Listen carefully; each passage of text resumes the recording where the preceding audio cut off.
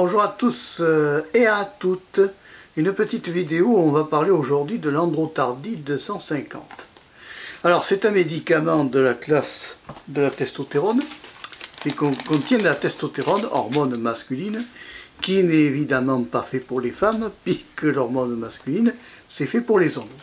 Alors qu'est-ce qu'on nous dit dans la notice? Donc 250 pour 250 mg de testostérone pour une ampoule de 1 ml. C'est une solution injectable en intramusculaire profonde. Donc ça veut dire qu'on va piquer ça dans la fesse. Et qu'est-ce qu'on nous met dessus? Donc androtardine est utilisé chez l'homme adulte pour remplacer la testostérone afin de traiter divers problèmes de santé dus au manque de testostérone, notamment ce qu'on appelle l'hypogonadisme essentiel masculin ou hypogonadotropisme, voilà, ça s'appelle aussi comme ça, ou maladie de Kalman. Les diagnostics doivent être confirmés par deux dosages séparés de testostérone dans le sang, ainsi que la présence de symptômes tels que impuissance, infertilité, diminution de la libido, fatigue, humeur dépressive, perte osseuse ou ostéoporose ou ostéopénie, dû au faible taux d'hormones. Alors, quelles sont les informations à connaître avant d'utiliser l'androtardine? Alors, si on est allergique à la testostérone ou énanthate ou à l'un des autres composants tenus dans ce médicament, mentionnez la rubrique 6. Elle est où la 6? Elle était partie là-bas, au fond.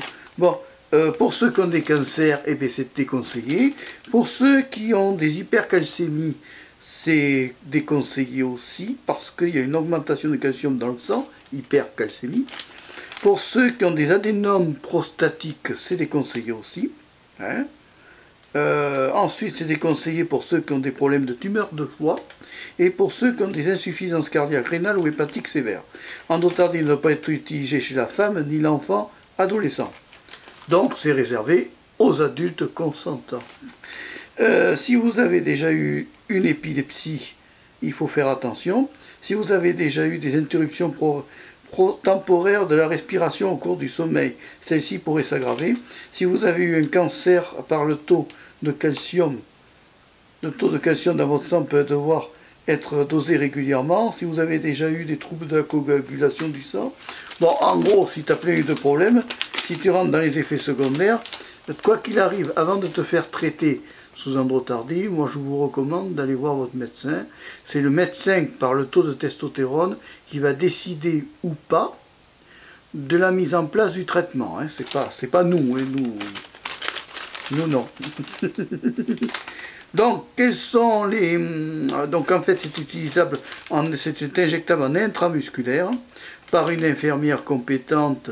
Quand tu cherches des infirmières, tu regardes le palmarès, c'est-à-dire ce qu'elle propose comme prestation, et quand tu trouves une prestation qui est intéressante, c'est-à-dire notamment la prestation intramusculaire, et bien à ce moment-là, tu choisis cette infirmière. Il y en a qui ont des spécialités. Bon, en général, toutes les infirmières font tout ce que tu leur demandes.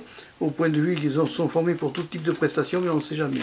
Bon, voilà. Le médecin mesurera régulièrement le taux sanguin de la testostérone à l'intervalle entre deux injections pour assurer que celui-ci est correct. Ouais, d'accord. Si le taux de testostérone est trop faible, le médecin peut décider de vous faire des injections plus souvent. C'est-à-dire la moyenne, c'est 250 mg par mois ou 250 mg toutes les 3 semaines. Voilà. Voilà moi ce que je peux dire dessus. Bon, c'est un médicament, attention, qui est dans la classe des produits dopants, qui peut induire à des tests positifs contre le dopage. Donc être très prudent à ça. Si tu fais du sport, si tu fais des choses comme ça, tu évites ce type de problème-là et tu le signales à ton médecin et lui adoptera ça. Adoptera le traitement par rapport à ton pratique sportive et autres. Voilà, alors attends, je remplis la notice, il ne faut pas la perdre. Ça peut resservir. Donc c'est un médicament qui est dans la classe de la testostérone. La testostérone est une hormone masculine qui est normalement produite par l'homme. Bon, après, si tu veux, c'est un traitement sur le long cours. Ça n'est jamais un traitement temporaire. Et bon, c'est supportable. On te le pique, bon, ça fait un peu mal aux fesses quand ça passe, parce que c'est l'huile. Moi je le garde à température ambiante, je ne le mets pas au frigo parce que le problème qu'après quand on le met au frigo, le produit se fige et que c'est embêtant. Voilà, c'est un médicament donc qui remplace l'hormone masculine chez l'homme pour ceux qui n'en produisent pas. Ça arrive soit à partir de très jeune, tu peux l'avoir à 15-16 ans, ceux qui ont des retards pubertaires. Ça arrive aussi aux personnes âgées qui veulent avoir une meilleure performance pour honorer Bobonne. Et à ce moment-là, donc à ce moment-là, certaines personnes âgées trichent et se font injecter de la testostérone aussi. C'est dans le cas aussi de certaines personnes âgées qui ont beaucoup d'ostéoporose et ça aide à recalcifier l'os, évidemment avec des compléments type calcium. Mais attention, je ne suis pas médecin, je ne fais qu'une vidéo explicative en tant que client et patient. Voilà. Allez, si tu as aimé la vidéo, n'hésite pas à la liker. N'hésite pas à t'abonner à Marc Péchaud 3, la chaîne de la diversité, et je le resterai. Au revoir, à bientôt, et merci d'avoir suivi la vidéo jusqu'au bout. Ciao!